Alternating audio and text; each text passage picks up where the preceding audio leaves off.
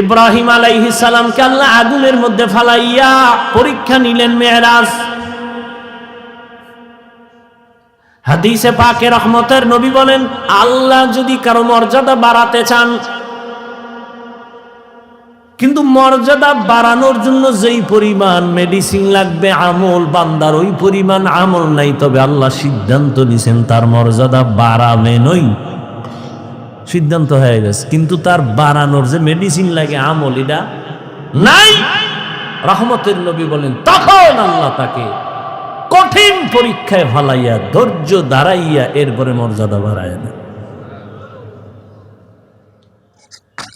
ইব্রাহিম নবীকে আগুনের মধ্যে ফালায় কঠিন পরীক্ষা।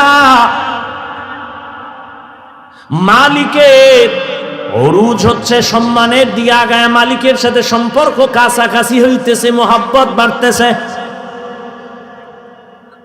মালিক তাকে সম্মানের সাথে উপরে নিতেছেন, আল্লাহর কাছে ডাকতেছেন, এরে বান্দা, তুমি যদিও জমিনে সবার সাথে মিলে আছো, তবে তোমার কলবের তাআল্লুক আমার আরশে আজিমের সাথে হয়ে আছে। তুমি খানা খাইতেছো, আমরা সবাই খানা খাই, কিন্তু আল্লাহর প্রিয় বান্দা খানার মধ্যে আমার মালিকের সাথে কথা বলে।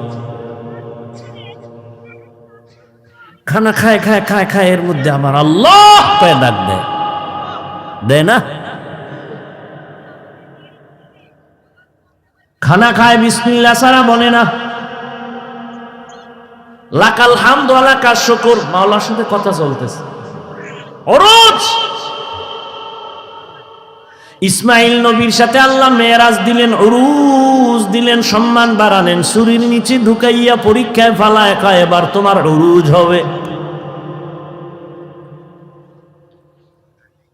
জাকারিয়া আলাইহিস সালামের গলায় ছুরি লাগাইয়া আল্লাহ উরুজ দেখায় দিলেন, মেরাজ।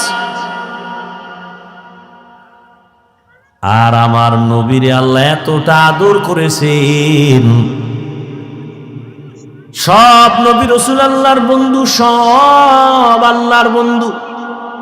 মুসা নবী আল্লাহর বন্ধু, ইব্রাহিম আল্লাহর বন্ধু, ঈসা আল্লাহর বন্ধু, মুসা আল্লাহর বন্ধু, দাউদ আল্লাহর বন্ধু, সুলাইমান আল্লাহর বন্ধু। আমার নবীও আল্লাহর বন্ধু, তবে ব্যবধান, সব নবী রাসূল আমার আল্লাহ তাআলার আশিক, আর আমার আল্লাহ শুধুমাত্র মুহাম্মদের আশিক।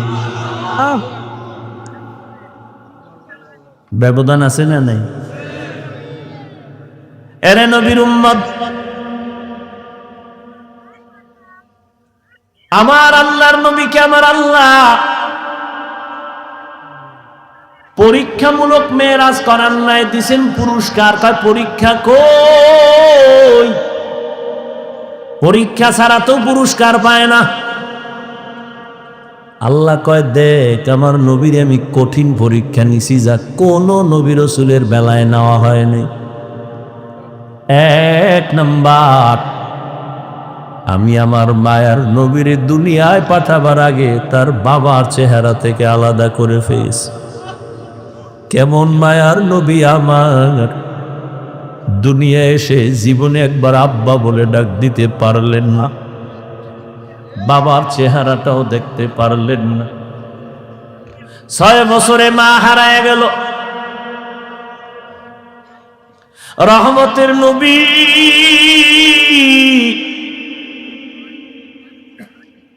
ছয় বছরে অবস্থা, মা আমেনার মরণ এসে গেল। বিদায় বেলা মা কান্না করে, আর দাদা আব্দুল মুত্তালিবের কয়, নাতি তোমার হাতে দিয়ে গেলাম, খেয়াল রেখো তোমার নাতির দিক। কেমন মায়ার নবীর পরীক্ষা! নবীজি কাঁদেন, আমি কাকে মা বলে ডাকবো? সন্তান বিপদে পড়লে দ্রুত টেলিফোন করে, বাবা আমি বিপদে পড়ছি, তাড়াতাড়ি আসো, উদ্ধার করো। মাকে বলে, মা একটু কলিজা দিয়া দোয়া করবা যেন আমার মুসিবত দূর হয়ে যায়। নবীর বাবাও নাই, নবীর মাও নেই। 8 বছর যখন নবীর বয়স, তখন দাদা আব্দুল মুত্তালিব বিদায় নিয়ে চলে গেলেন। দুনিয়া দারুল আসবাব,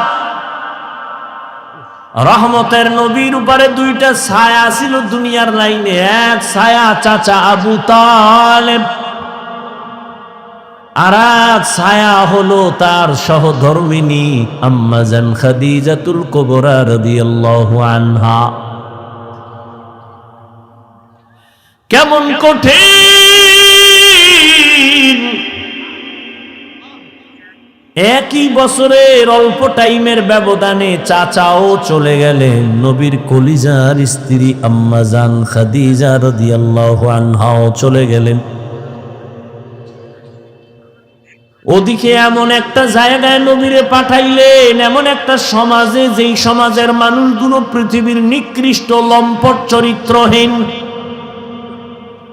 আরে মসজিদের পাশের মানুষগুলো অন্য মানুষের তুলনাতে একটু লাইনে থাকে, মসজিদ তো খবরদার জোরে সাউন্ড দিয়ে গান বাজাইস না, এটা নিয়ম আছে না? মসজিদের দূরের মানুষের তুলনায় পার্শ্বের মানুষ একটু ভালো থাকে। জমিনের মধ্যে আল্লাহ শ্রেষ্ঠ মসজিদ বানাইলেন বাইতুল্লাহ। ইন্না আউওয়ালা বাইতিন মুজিআ লিন-নাসি লাল্লাযী বিবাক্কাতা মুবারাকাও ওয়া হুদা, মুবারাকাও ওয়া হুদাল লিল আলামিন।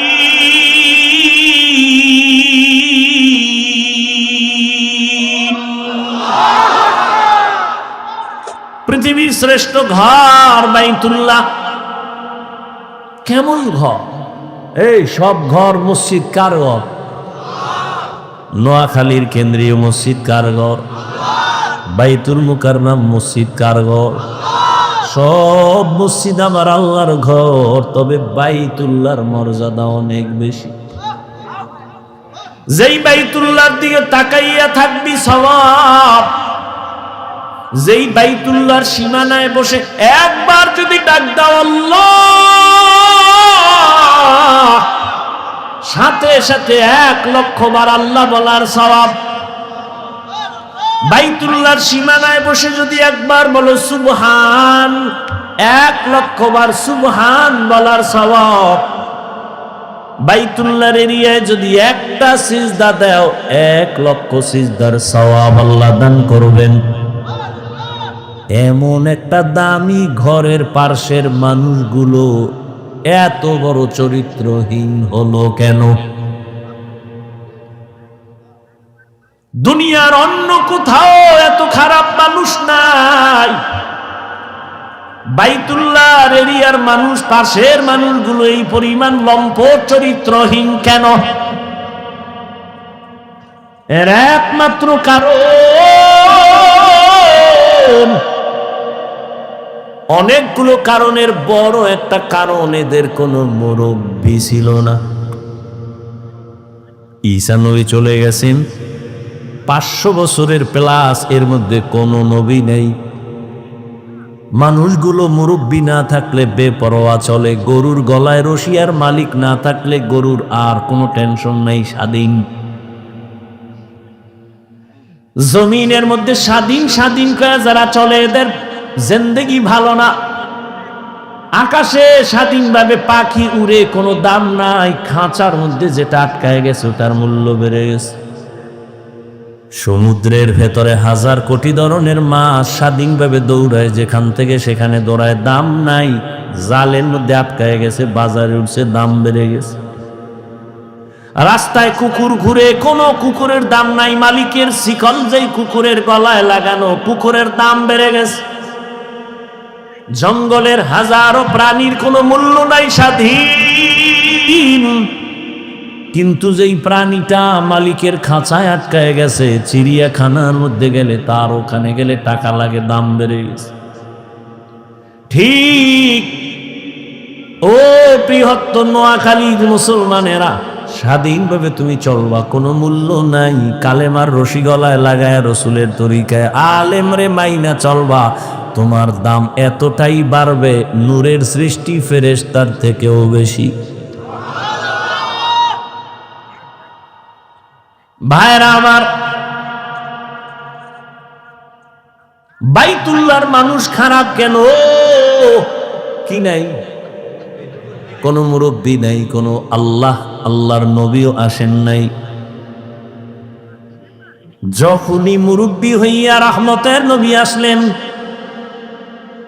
রহমতের নবী যখন আইসা উম্মতের সুন্দর আদর্শের দাওয়াত দিলেন, মানুষগুলো সেই চরিত্রহীন মানুষ এতটা দামি হয়ে গেল। আল্লাহ বলেন, জিবরাইল লিস্টি নিয়ে রহমতের নবীরে দেও, এই লিস্টিতে যাদের নাম আছে সবাই বিনা হিসাবে জান্নাতি।